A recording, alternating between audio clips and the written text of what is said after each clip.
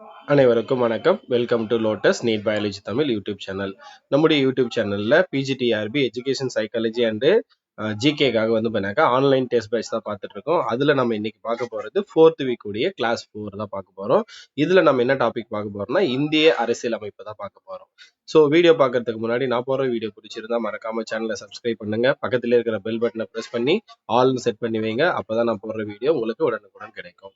So இந்த அரசியலமைப்பு டாபிக்ல நமக்கு வந்து பண்ணாங்க ஒரு 6 or 7 கிளாஸஸ் வரும் மொத்தமா சேர்த்து, இல்ல ஒரு 10 கிளாஸ் கூட வரும். அப்ப இந்த 10 கிளாஸ் வந்து பண்ணாக்க நீங்க தரோவா இருந்தீங்க அப்படின்னாக்கா வரக்கூடிய பிஜிடிஆர்பி எக்ஸாம்ல நமக்கு வந்து பண்ணாக்க 2 இல்ல 3 கொஸ்டின்ஸ் வந்து பண்ணாக்க கண்டிப்பா வந்து பண்ணாக்க வந்துடும். ஸோ அதுக்கு ஏற்ற மாதிரி தான் நான் நோட்ஸ் கலெக்ட் பண்ணியிருக்கேன். ஸோ இதுவும் நம்முடைய டெஸ்ட் பேட்ச்ல வந்து பண்ண கவர் ஆகும். ஸோ யாராவது வந்து பண்ணாக்க நம்முடைய ஆன்லைன் டெஸ்ட் பேட்ச்ல ஜாயின் பண்ணணும்னு ஐடியா இருந்தீங்க அப்படின்னாக்கா ஸோ 954333514110 ஸோ இந்த நம்பருக்கு வந்து பண்ணாக்க டெக்ஸ்ட் பண்ணுங்க. ஸோ டிஸ்கிரிப்ஷன்லயே வந்து பண்ணாக்க வாட்ஸ்அப் குரூப் உடைய லிங்க் கொடுக்குறேன். ஜாயின் பண்றவங்க ஜாயின் பண்ணிக்கோங்க. அது மட்டும் இல்லாம 3 வீக்ஸ் உடைய கிளாஸும் போட்டிருக்கு. அது எல்லாமே பிளேலிஸ்ட்ல கொடுத்துருக்கேன். பார்க்காதவங்க அந்த வீடியோஸும் பாருங்க. ஸோ இன்னைக்கான கிளாஸுக்குள்ள போகலாம். ஸோ ஃபர்ஸ்ட் பாயிண்ட், அரசியலமைப்பு என்ற கொள்கை முதலில் அமெரிக்க ஐக்கிய நாடுகளில் தோன்றியது. அப்ப அரசியலமைப்பு அப்படின்ற கொள்கை வந்து எந்த நாட்டுல தோன்றுச்சு அப்படின்னு கேட்பாங்க. அமெரிக்க ஐக்கிய நாடுகள் யுஎஸ்ஏல தோன்றியது. 1946ஆம் ஆண்டு அமைச்சரவை தூதுக்குழு திட்டத்தின் கீழ் உருவாக்கப்பட்ட இந்திய அரசியல் நிர்ணய சபையால் இந்திய அரசியலமைப்பு உருவாக்கப்பட்டது. அப்போ 1946ஆம் ஆண்டு அமைச்சரவை தூதுக்குழு திட்டத்தின் கீழ் உருவாக்கப்பட்ட இந்திய அரசியல் நிர்ணய சபை. அப்ப வந்து பண்ணாக்க அமைச்சரவை தூதுக்குழு தான் எதை உருவாக்குறாங்க அப்படின்னா இந்திய அரசியல் நிர்ணய சபை உருவாக்குறாங்க. சோ இதுதான் வந்து என்ன பண்ணுது அப்படின்னாக்க இந்திய அரசியலமைப்பு வந்து பண்ணாக்க உருவாக்கப்பட்டது. இந்திய அரசியல் நிர்ணய சபையில் 292 மாகாண பிரதிநிதிகள், 93 சுதேச அரசுகளின் நியமன உறுப்பினர்கள், மாகாண முதன்மை ஆணையர்கள் சார்பில் 3 மற்றும் பலுசிஸ்தானின் சார்பில் 1 என மொத்தம் 389 உறுப்பினர்கள் இருந்தனர். ஸோ இதுக்கு முன்னாடி இதெல்லாம் கொஸ்டின் கேட்டிருக்காங்க டிஎன்பிசில. ஸோ நமக்கு கேட்கறதுக்கான பாசிபிலிட்டிஸ் நிறைய இருக்கு. அப்ப இந்திய அரசியல் நிர்ணய சபையில மொத்தம் எத்தனை உறுப்பினர் இருந்தாங்கன்னு கேட்பாங்க. 389. இதுல வந்து பண்ணாக்க மாகாண பிரதிநிதிகள் மட்டும் எத்தனை பேருன்னு கேட்பாங்க. 292. சுதேச அரசுகளின் நியமன உறுப்பினர்கள் எத்தனைன்னு கேட்டாங்க. 93. மாகாண முதன்மை ஆணையர்கள் எத்தனை பேரு சார்பில் வந்தவங்கனாக்க 3 பேரு. பலுசிஸ்தான் சார்பில் வந்தவங்க ஒருத்தர். அப்ப மொத்தம் வந்து பண்ணாக்க 389 உறுப்பினர்கள் இருந்தன. எதுல? இந்திய அரசியல் நிர்ணய சபையில். அடுத்து அரசியல் நிர்ணய சபையின் முதல் கூட்டம். அரசியல் நிர்ணய சபையின் முதல் கூட்டம் எப்ப நடந்தது கொஸ்டின் கேட்பாங்க. 1946ஆம் ஆண்டு டிசம்பர் 9ஆம் நாள் நடைபெற்றது.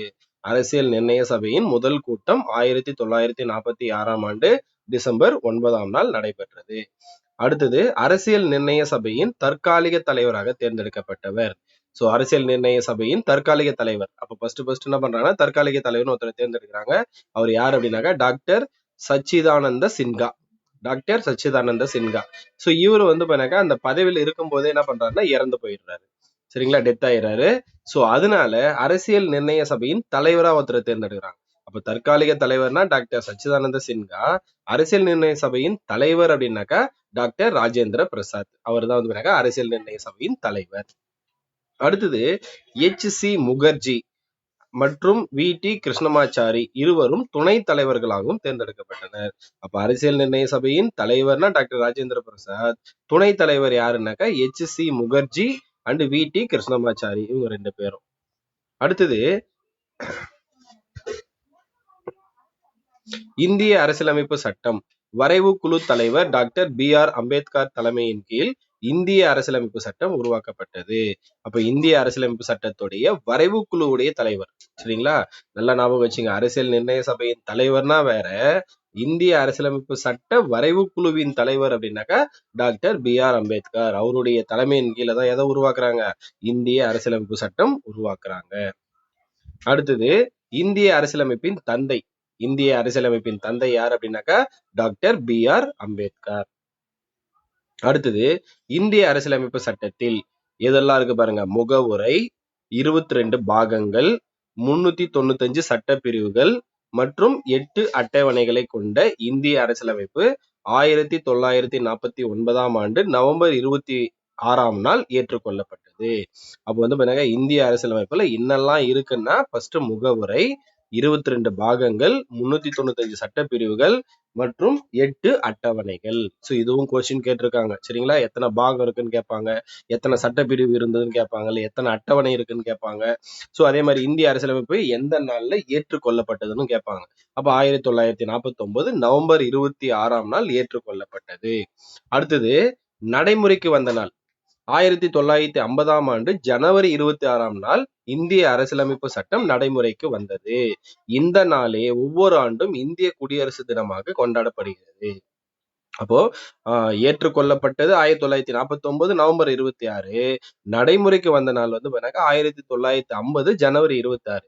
அதனாலதான் நம்ம வந்து ஜனவரி 26 என்னவா செலிப்ரேட் பண்றோம்னா இந்திய குடியரசு தினமா செலிப்ரேட் பண்றோம். சரிங்களா? அடுத்தது பிரேம் பெஹாரி நரேன் நைஜடா என்பவரால் இந்திய அரசியலமைப்பு சட்டம் இத்தாலிய பாணியில் அவரது கைப்பட எழுதப்பட்டது. அப்போ கொஸ்டின் கேட்கலாம், இத்தாலிய பாணியில் யாருடைய கையால் இந்திய அரசியலமைப்பு சட்டம் எழுதப்பட்டதுன்னு கேட்கலாம். பிரேம் பெஹாரி நரேன் நைஜடா வந்து என்ன பண்றாரு, அவருடைய கையால இத்தாலி பாணியில இந்திய அரசியலமைப்பு சட்டத்தை எழுதுறாரு. அடுத்து, உலகில் உள்ள எழுதப்பட்ட அனைத்து அரசியலமைப்புகளை விடவும் மிகவும் நீளமானது எது அப்படின்னாக்கா இந்திய அரசியலமைப்பு சட்டம். உலகில் இருக்கக்கூடிய எல்லா அரசியலமைப்பு சட்டத்திலையும் மிகவும் நீளமானது எது அப்படின்னு பார்த்தீங்கன்னாக்கா இந்திய அரசியலமைப்பு சட்டம் தான். அடுத்தது, உலகளாவிய வயது வந்தோர் வாக்குரிமையை அறிமுகப்படுத்தியதோடு 18 வயது நிரம்பிய குடிமக்கள் அனைவரும் எந்தவித பாகுபாடுமின்றி வாக்குரிமையை வழங்குகிறது. இந்திய அரசியலமைப்புல மட்டும் பார்த்தீங்கன்னா எந்த பாகுபாடும் இல்லாம வயது வந்தோர் 18 வயசான எல்லாருக்குமே என்ன பண்றாங்க, வாக்குரிமையை கொடுக்கறாங்க. அடுத்தது முகவுரை.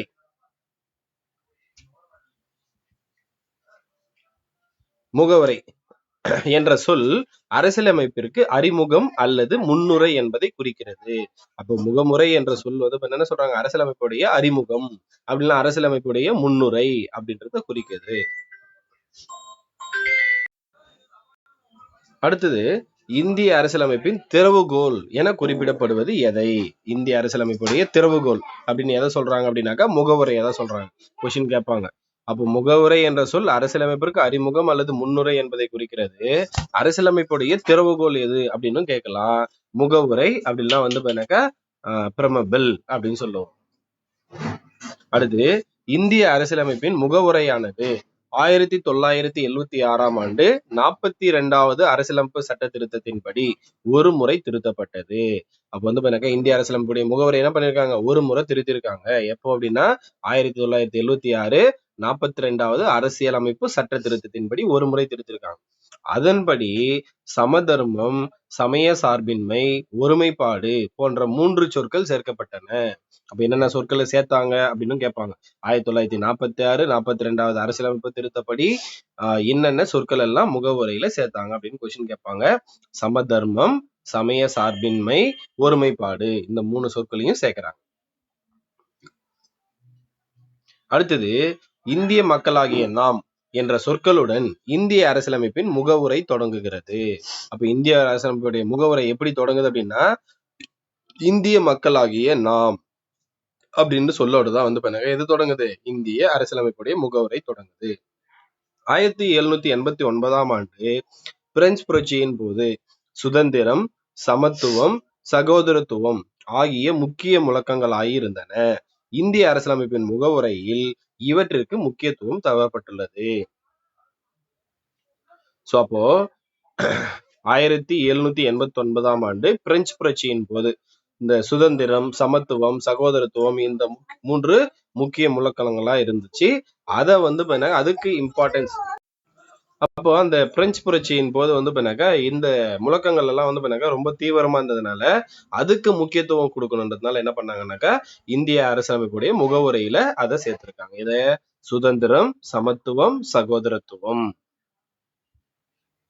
அடுத்தது, சிட்டிசன் என்ற சொல் சிவிஸ் என்னும் லத்தீன் சொல்லில் இருந்து பெறப்பட்டது. அப்ப சிட்டிசன் ஒரு வேர்டு இருக்கு இல்லையா, அந்த சிட்டிசன் அப்படின்ற சொல் வந்து லத்தீன் மொழியுடைய, சரியா, லத்தீன் மொழியில சிவிஸ் அப்படின்ற ஒரு வேர்ட்ல இருந்தா எதை பண்றாங்க, இந்த சிட்டிசன் அப்படின்ற வேர்டை எடுத்திருக்காங்க. அடுத்தது இந்திய அரசியலமைப்பின் பகுதி 2. இந்திய அரசியலமைப்பின் பகுதி 2 சட்டப்பிரிவுகள் 5லிருந்து 11 வரை குடியுரிமையை பற்றி விளக்குகிறது. அப்ப இந்திய அரசியலமைப்புல பாகம் மொத்தம் 22 பாகம் இருக்குன்னு சொன்னோம் இல்லையா? அதுல பாத்தீங்கன்னா பகுதி 2 சட்டப்பிரிவு 5லிருந்து 11 வரை எதை பத்தி சொல்லுதுனாக்கா குடியுரிமையை பத்தி சொல்லுது. நமக்கு குடியுரிமை இந்திய சிட்டிசன் சொல்றோம் இல்லையா? சோ அந்த குடியுரிமை பத்தி சொல்றது எந்த சட்டப்பிரிவுனா பகுதி 2ல 5லிருந்து 11 வரை இருக்கிறது என்னன்னாக்கா குடியுரிமை பற்றி விளக்குகிறது. குடியுரிமை சட்டம் இயற்றப்பட்ட ஆண்டு எந்த ஆண்டு அப்படின்னு பாத்தீங்கன்னா 1955. குடியுரிமை சட்டம் இயற்றப்பட்ட ஆண்டு எது? 1955. அடுத்தது குடியுரிமையை பெறுதல். சோ நம்ம பண்ணாக்க இந்திய குடிமுறையை எப்படி வாங்க முடியும் அப்படின்னா அதுக்கு நிறைய பண்ணாக்க மெத்தட் எல்லாம் இருக்கு. குடியுரிமையை அப்படி நேச்சுராவே கிடைக்கும், இல்ல பண்ணாக்க அப்ளை பண்ணி வாங்கலாம். இந்த மாதிரி நிறைய மெத்தட்ஸ் இருக்கு. அப்போ பிறப்பின் மூலம் 1950ஆம் ஆண்டு ஜனவரி 26 அன்றோ அல்லது அதற்கு பின்னரோ இந்தியாவில் பிறந்த அனைவரும் இந்திய குடிமக்களாக கருதப்படுவர். அப்ப பண்ணாக்க 1950 ஜனவரி 26 அன்னைக்கோ இல்ல அதுக்கு அப்புறமாவோ இந்தியால பிறந்திருந்தா அனைவருமே இந்திய குடிமக்களாக கருதப்படுவர் அப்படின்னு இது ஒரு மெத்தட். அடுத்தது வம்சாவளி மூலமா குடியுரிமை பெறலாம். தேர்டு பதிவின் மூலமா குடியுரிமை பெறலாம். அடுத்தது ஃபோர்த்து இயல்புரிமை மூலம். இயல்புரிமை அப்படின்னு ஒண்ணு இருக்கு, அதோடைய மூலமாவும் நம்ம என்ன பண்ண முடியும்? பிறப்பு அதாவது இந்திய குடிமகன் சர்டிபிகேட் வாங்கலாம். அடுத்தது பிரதேச நாடுகள் இணைவின் மூலம். ஏதோ ஒரு நாட்டை இந்தியாவோட இணைச்சிட்டாங்கனாக்கா அதுல இருக்கிறவங்க இந்திய குடிமக்களா மாறிடுவாங்க. சோ இந்த மெத்தட்ல எல்லாம் என்ன பண்ணலாம்?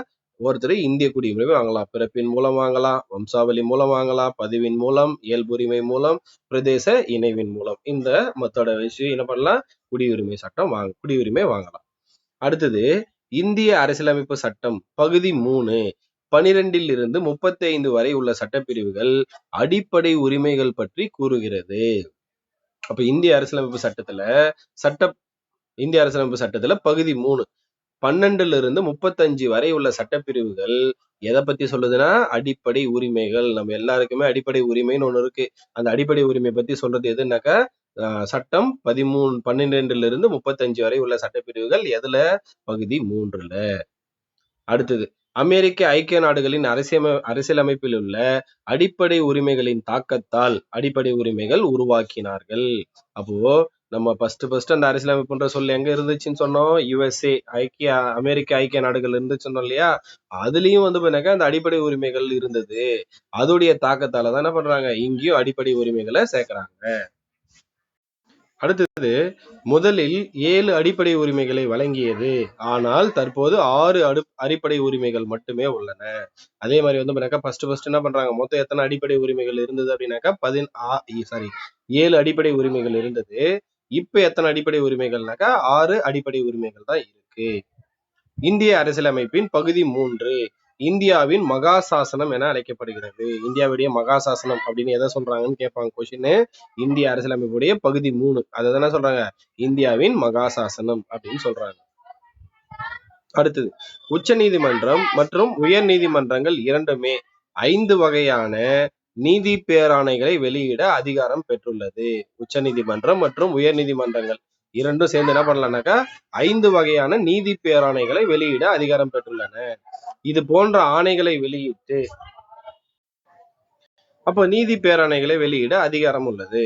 அப்ப நீதி பேராணை வெளியிடுறதுனால சரிங்களா, இது போன்ற ஆணைகளை வெளியிட்டு மக்களின் உரிமைகளை காப்பதினால் உச்ச நீதிமன்றம் அரசியலமைப்பின் பாதுகாவலன் என அழைக்கப்படுகிறது. நீதி பேராணைகள் ஒண்ணு இருக்கு, அடுத்து நான் சொல்றேன் என்னென்ன நீதி பேராணைகள் சொல்லிட்டு.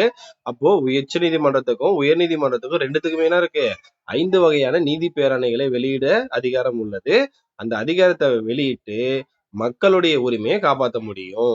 அப்படி காப்பாத்துறதுனால உச்ச நீதிமன்றத்துக்கு என்ன பேருன்னா அரசியலமைப்பின் பாதுகாவலன். உச்ச நீதிமன்றத்துக்கு மட்டும் தான் அரசியலமைப்பின் பாதுகாவலன், உயர் நீதிமன்றத்துக்கு அந்த பேர் கொடுக்கல. சரிங்களா? 1 மார்க்ல கேட்டாங்கன்னா ஞாபகம் வச்சுங்க. அடுத்து டாக்டர் BR அம்பேத்கரின் கூற்றுப்படி அரசியலமைப்பு சட்டப்பிரிவு 32 இந்திய அரசியலமைப்பின் இதயம் மற்றும் ஆன்மா ஆகும். சோ டாக்டர் BR அம்பேத்கர் என்ன சொல்றாரு அப்படின்னு பாத்தீங்கன்னா இந்திய அரசியலமைப்புடைய சட்டப்பிரிவு 32 என்ன சொல்றாருன்னா, இந்திய அரசியலமைப்புடைய இதயம் மற்றும் ஆன்மா அப்படின்னு சொல்றாரு. சரிங்களா? எந்த சட்டப்பிரிவை இதயம் மற்றும் ஆன்மான்னு டாக்டர் BR அம்பேத்கர் சொல்றாருன்னு கேட்பாங்க. சோ இந்த 5 நீதி பேராணைகள் சொன்னோம் இல்லையா? என்ன அந்த 5 நீதி பேராணைனா, ஃபர்ஸ்ட் வந்து பாத்தீங்கன்னாக்கா ஆட்கொணர்வு நீதி பேராணை, ஏபிஎஸ் கார்பஸ். நம்ம டிவில எல்லாம் பார்த்திருப்போம். யாராவது ஒருத்தர் வந்து பாத்தீங்கன்னா தொலைஞ்சு போயிட்டாங்கன்னா நம்ம என்ன பண்ணலாம்னா, இல்ல போலீஸ் வந்து பாத்தீங்கன்னாக்கா விசாரணைக்குன்னு கூட்டு போயிட்டு திரும்ப இல்ல அப்படின்னு என்ன பண்ணுவாங்க, ஏபிஎஸ் கார்பஸ் மனு போடுவாங்க. அதுதான் வந்து பாத்தீங்கன்னாக்கா ஆட்கொணர்வு நீதி பேராணை. அடுத்தது வந்து பாத்தீங்கன்னாக்கா கட்டளை உறுத்தும் நீதி பேராணை, கட்டளை உறுத்தும் நீதி பேராணை அப்படின்னு சொல்லுவாங்க. மண்டமஸ் அது பேரு. சரிங்களா? தேர்டு தடையுறுத்தும் நீதி பேராணை, ப்ரோஹிபிஷன் அப்படின்னு சொல்லுவாங்க. தடையுறுத்தும் நீதி பேராணை. ஃபோர்த்து ஆவண கேட்பு பேராணை, ஆவண கேட்பு பேராணை, செட்டுரோரி அப்படின்னு பேரு. ஃபிஃப்த்து தகுதிமுறை வினைவு நீதி பேராணை, தகுதிமுறை வினைவும் நீதி பேராணை,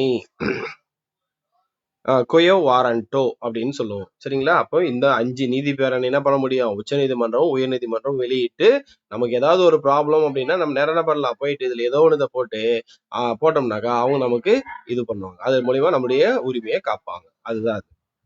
அடுத்து இந்திய அரசியலமைப்பு சட்டப்பிரிவு 352 கீழ் குடியரசுத் தலைவரால் அவசர நிலை அறிவிக்கப்படும் பொழுது இந்திய அரசியலமைப்பு சட்டப்பிரிவு 19 கீழ் உத்தரவாதம் அளிக்கப்பட்ட சுதந்திரம் தாமாகவே நிறுத்தப்படுகிறது.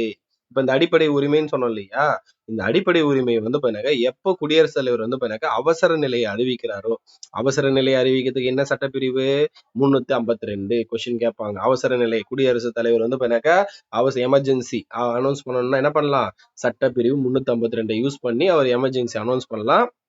அப்படி அனௌன்ஸ் பண்ணாக்கா இந்திய அரசியலமைப்பு சட்டத்துல கீழே அந்த 19 கீழே வந்து பாத்தீங்கன்னாக்கா நமக்கு அடிப்படை உரிமை கொடுத்துருக்காங்க இல்லையா, அந்த அடிப்படை அனைத்துமே வந்து என்ன பண்ணும், நிறுத்திடுவாங்க. இப்ப எங்க வந்து பாத்தீங்கன்னாக்கா ஒரு போர் நடக்குது, ஒரு வார் நடக்குது அப்படின்னாக்கா அந்த இடத்துல என்ன பண்ணுவாங்க, அவசர நிலை போடுவாங்க 352. அப்போ வந்து பாத்தீங்கன்னா நம்ம அடிப்படை உரிமை போய் நம்ம கேட்கவே முடியாது. சரிங்களா? அப்ப அது தானாவே ஸ்டாப் ஆயிடும். அப்ப இங்க தெரிஞ்சுக்க வேண்டியது, அவசர நிலை அறிவிக்கிறதுக்கு என்ன சட்டப்பிரிவு யூஸ் ஆகும், 352. அடுத்தது 1978 ஆண்டு 44வது அரசியலமைப்பு சட்ட திருத்தப்படி அடிப்படை உரிமைகள் பட்டியலில் இருந்து சொத்துரிமை பிரிவு 31 நீக்கப்பட்டது. அப்போ ஃபர்ஸ்ட் வந்து பாருங்க 7 அடிப்படை உரிமைன்னு சொன்னோம் இல்லையா, அதுல என்ன பண்ணாங்க, 6 தான் இருக்குன்னு சொன்னோம். இப்போ அப்ப அந்த 1 எது சார் அப்படின்னா சொத்துரிமை. அப்ப 1978 ஆண்டு 44வது அரசியலமைப்பு சட்ட திருத்தப்படி அடிப்படை உரிமைகள் பட்டியலில் இருந்து சொத்துரிமை அந்த பிரிவு 31 மட்டும் என்ன பண்றாங்க, நீக்கிடுறாங்க. சரிங்களா? இந்திய அரசியலமைப்பு சட்டம் பகுதி 12 பிரிவு 300A கீழ் ஒரு சட்ட உரிமையாக வைக்கப்பட்டுள்ளது. எது, அந்த சொத்துரிமைன்னு சொன்னோம் இல்லையா, அந்த சொத்துரிமை என்ன பண்றாங்கன்னா இந்திய அரசியலமைப்பு சட்டம் பகுதி 12ல பிரிவு 300A கீழ் ஒரு சட்ட உரிமையாக எதை வச்சிருக்காங்க, சொத்துரிமையை வச்சிருக்காங்க. அடிப்படை உரிமையில இருந்து என்ன பண்றாங்க, ஒரு உரிமையா வச்சிருக்காங்க. சோ இன்னைக்கான கிளாஸ் இவ்வளவுதான். நாளைக்கு வந்து பாருங்க இதோடைய கண்டினியூவேஷன் ஏதாவது இருந்தா பார்ப்போம், இல்ல அடுத்த கிளாஸ்ல இதை பார்ப்போம். சரிங்களா? இதோடைய அடுத்த வீக்ல ஒரு ஜிகே கிளாஸ் இருக்கும், அந்த கிளாஸ்ல பார்ப்போம். ஸோ நான் இன்னும் 2 கிளாஸ் பெண்டிங் இருக்கு, அந்த 2 கிளாஸும் நாளைக்கு மார்னிங் வந்து பாருங்க அப்லோட் பண்ணிடுறேன். டெஸ்ட் வந்து பாருங்க சாட்டர்டே டெஸ்ட். நன்றி, வணக்கம்.